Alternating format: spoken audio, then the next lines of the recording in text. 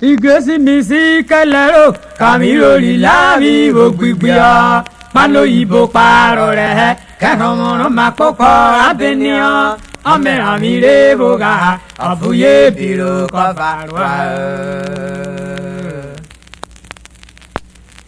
amanyere sefiame olero besole rekodu onako sefia wowe kobiru irore gometiro waema atode wariaba eterode yevigo ekere mubu korame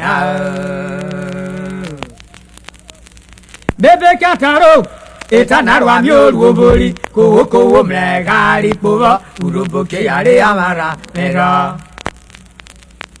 etire vantunuha L'oriave bunivoli, gemomro cape cano pelede, e gore sibra mio povoli, o si gore chope varuhini, wabukazi, ubukola mia, ma vawonu mleniwe, adivio viaro breware mlevoa, o bivota de viare voa, jopise dio viaru viama, yete anwara, anje wario, waria kari wene rame. Ngomi kubi moto, papa me yomi be fun akpona. Ori enwere fun mena, mi e vigo be fun akpona. Kungomi me kambo, ora ki moto kungomi oria. Ya sabi moto kungomi ya. Oda fi fe gadede abovawo okukoro ha, abo hori okukoro ha.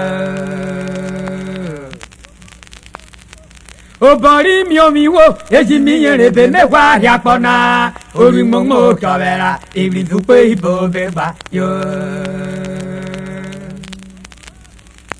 Imomo apokriro, arie muri nune, apala ro prisho bubeko, niko woko wosyo babri momo, oturi momo iwere, Jesus e kase eba akwa, emuri bono, ronerwe, iworiwu, aroma ivria. Iru aroro mamloria, ipolora la boya, osumire oye flavoga, anadiwora parawao, aeje romawe, jemuwo rurakona, akwawo shiruwero, bebrere aoe. E Nigeria ma mere, e metena che diaro bavia, akpore devule, e che gano kona boche tota. Owo takpo larwerie eke ganu kenyomi na damuya ayenya ko bonwe ubuko kwa rowafa arwerie na kwe munyabwo ekdose aji okuwa ofebe lamle ubube vehe eveme ya na ya gwoya etozale me ya ri guloto yorure sabato ubawo eganu ramote damu benua waya ko bavwayan no yarwerie ri yibo eromoni yibo won arwerie ha amarwe yen na Oko anamurebie oyibo rariano yibo pejenia yama murebiure imoto geoto arupe no yedamu beyumia enye kwakwa raweria amarwe yena orama na honugbe jarwerie yemera hama be braro awi amaria rurero Asuregi neya nedero nino yiwo akpona ekiriri onyemu nukario Onira suro biwogwa, yubi mo asurunwa. Enya koko sure, okabo tete abekare a. Inuera da mirusi, odalo nukan se yapada, oke gure kan rerio mare, neto eya da oile guha. Denye rue na bonye, no eda mirusi o hua ebo, oke baro baro yen romada. Amaruge gane rame, jebise wo woro ba mirusi on. Fakire rwa me sera Ori mi runu guhada Kagbo loworo shori mi o No bolo shori mi runu o Obana yishi Ayenwere unu na yenwere o No wale shori mi runu o Owa na yera Ayenyare unu na yenyara Kema vole rwa na wa Nubiaru wele shori mi runu o Ubiaro na yishi, oni miru nu gbada, aemlebre unu na yemlenia, no shore shori miru nwa, ocho mi vyunyomi, no ni miru nu na taishi, aye huomi, arobara yunu totale bela eria, vora yo huomi, oni miru nu na aigine shwa, arore sere ekpemesia, ocho ka yesora yuni miru nu ko gbada. on est bon mais amiant ayi veke mana genio kaine sunvie kogo abotelo nyo swapona ogene sa hikeya okeriwo wananyo nayi wive pora minyo ribesie oni ovio ihorani ihurere yamena me veran ye gbehera ayi bo tuomi ogene sone va mena me ni woran ye mona ma ke ma va ọ̀rìn ní wo ní radio nínú yìí ṣe kì í wọ́ náà yẹ gbogbo tún wọn mi ọmọ àmì mìíràn yìí pa òótọ́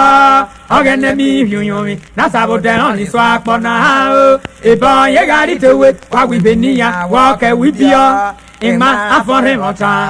ọ̀rìn wọ́yà wẹ̀yẹ náà kọ́nà èbè àmì gàrí tèwé ọ ọmọ àmì hùbìẹ́ tèwé àjẹyànbìlẹ̀ fún àpọ̀ náà òdẹ̀wẹ̀rẹ̀ àbòkèrè ọ.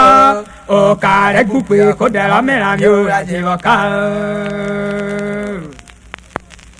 won yende mu be were si o biere si o wo ku gede boye se woro mi jiruwe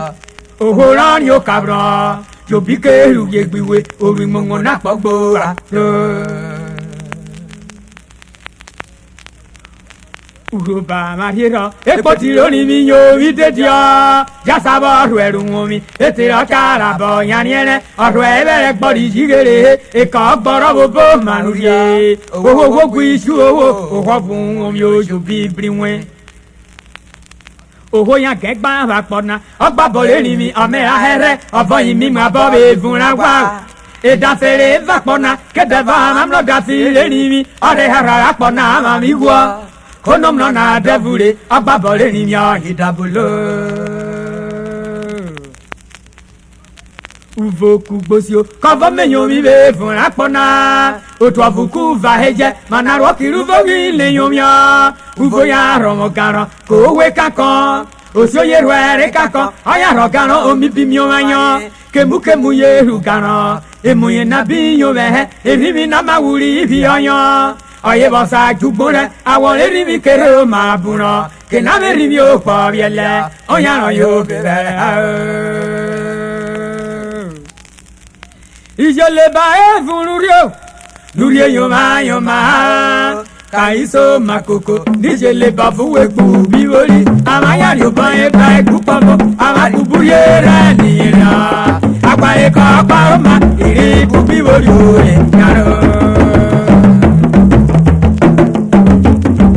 Ijele babo ti worio jami kweri o bon amiri wori je horana e kona bo fama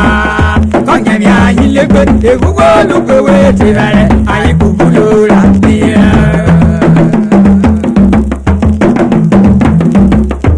abo pe nana eye tabolo se ugereka wode sabatu lo si o yakitawo ozobe wa rawe ije mu wo ruru are gama yigbika ire ni kotoro